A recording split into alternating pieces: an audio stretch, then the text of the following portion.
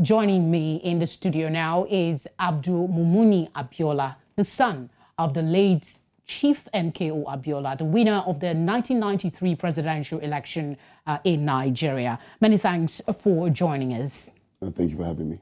Quickly, let's start from the report from our correspondent on the ground. The sentiment that have been expressed is one of unhappiness, insecurity. We need more, better. What's your assessment of the change of Democracy Day, recognition of what your dad did and what we have today?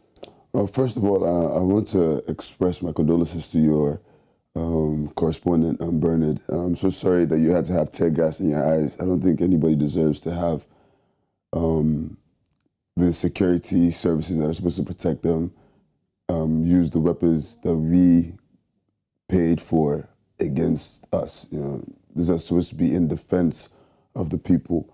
So I do extend my condolences and apologies to you that you had to go through that. I mean, it must have been terrifying. You know, when I saw that video, it looked like the same kind of video I'd have seen in 1993 or 1996, or doing some kind of. So I'm definitely not pleased with what I saw just now. And ever since before this June 12th was going to happen, I've been on some radio stations, and I made it clear that I believe that it would be okay for people to express their displeasure against the government, but they should do it in a peaceful way. You know, I don't see any violence from the people, so I'm wondering why the security agencies decided to clamp down so hard.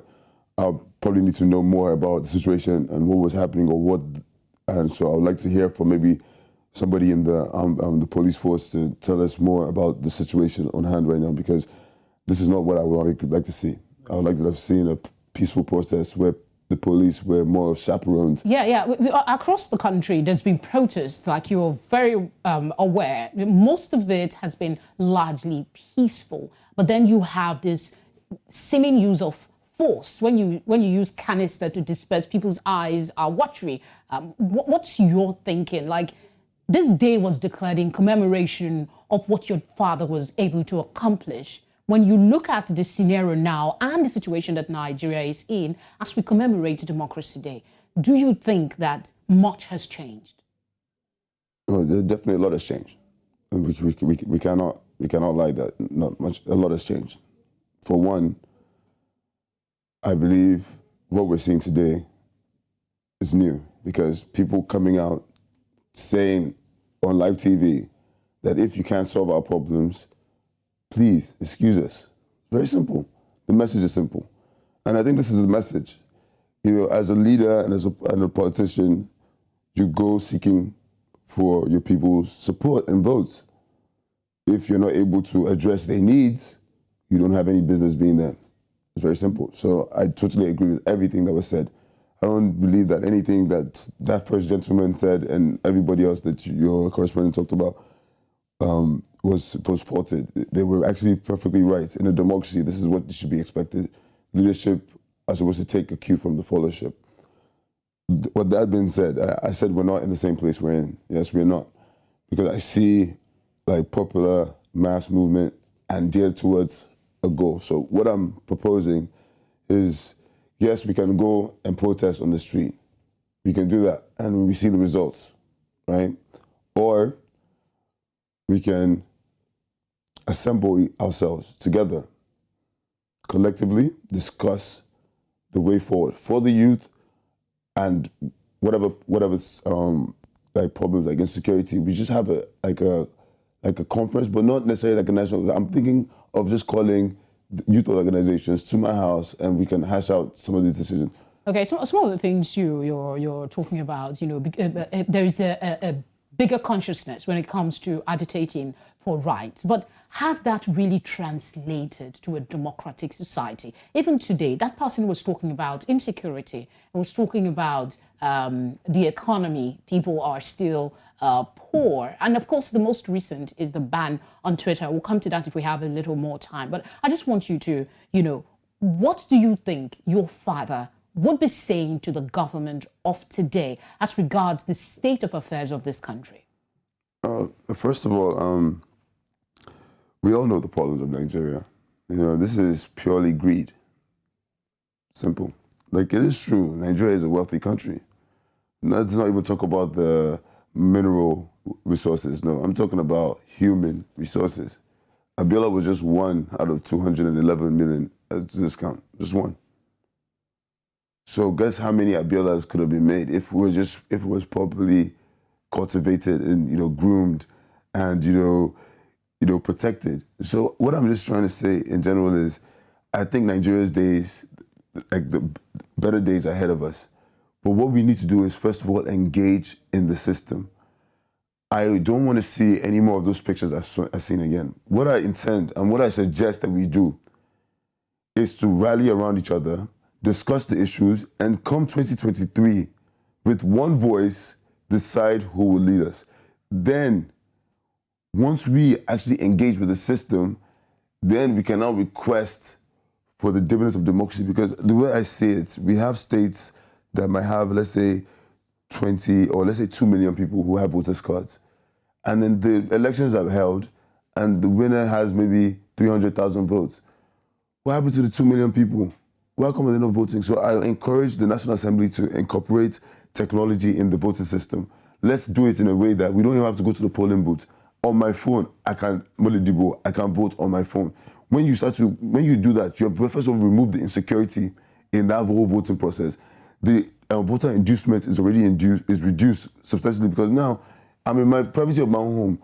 You don't need to know what I voted for. I'm not going to bring my voter's ticket to show you that, yes, true, I voted for this person, give me 2,000 naira.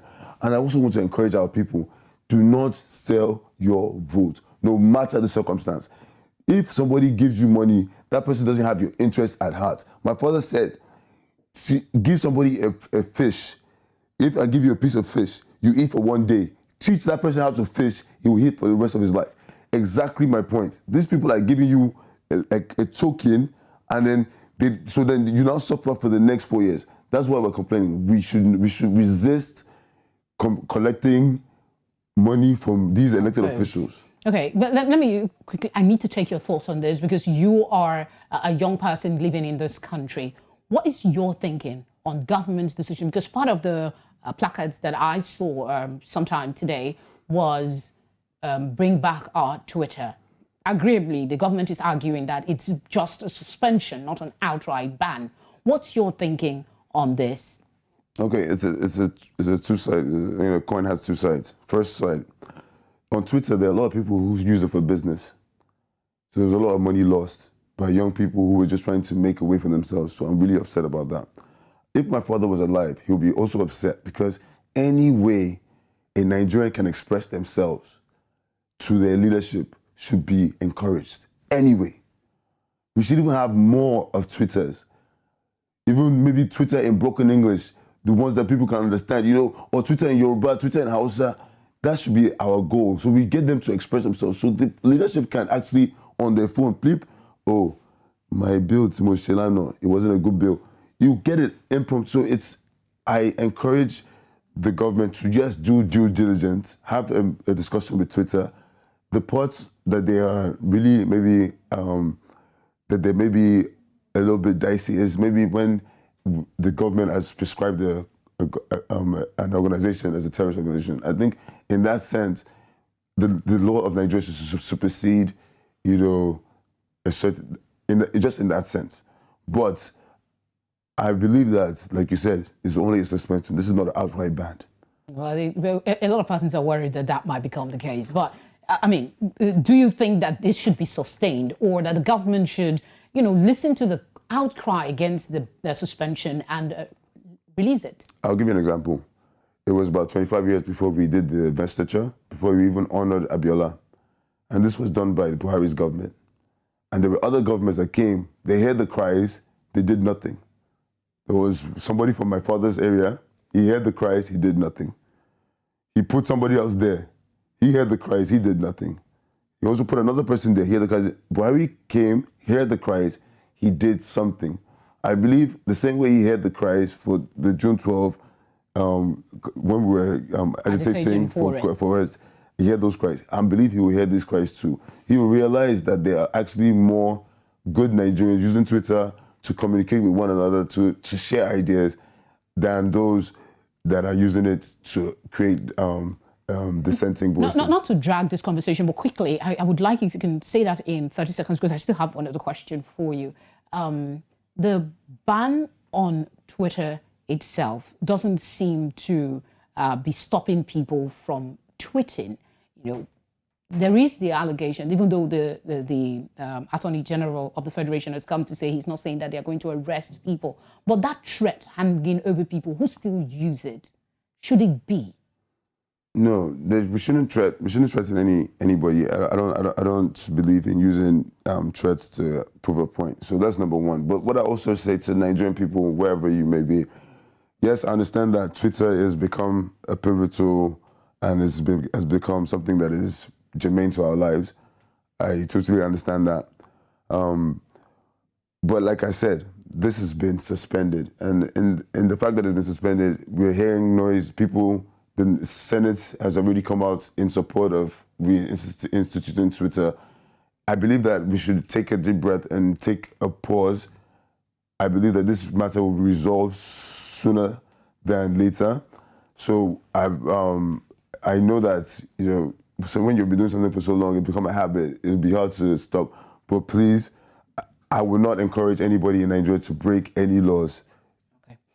Before we go, just your quick comment. It's a special day today. It's a legacy from your father that's been celebrated. Democracy as we know it. What would be the most important comment you would like to leave with Nigerians as they go about commemorating the day? Well, to my fellow brothers and sisters, I wish you a happy Democracy Day. It might not be the democracy we want, but it's the democracy we have. We have to work at it. My message to those who want to protest, I believe that you have a right to express yourselves. It's important that we do make our feelings clear to those who are to lead us. But I would like us to please be watchful, and we should use non-violent methods. We can't destroy public property. This is our collective wealth. I believe the police should be chaperones, guiders, you know, protectors of the citizenry. And, you know, even because when I heard of this, the protest happening, for one, I was scared that maybe it could be hijacked. So that was my number one fear, because I believe that every Nigerian life is important. So yes, I say, I believe that democracy is not just, it's not solid, it's not static, it's fluid. So we need to keep working at it. We need to keep talking about it. So I do encourage you all to please continue to engage with the system. Once you're allowed to get your voters' cards, please go get your voters' cards. Do not sell your votes. And I will also campaign to make sure that the National Assembly passes the law to apply technology to the voting process, and then also to encourage them to allow Nigerians in diaspora to vote. Their voice should also be heard. We'll definitely get there. Thank you very much for joining us on the news. Thank you so much for having me.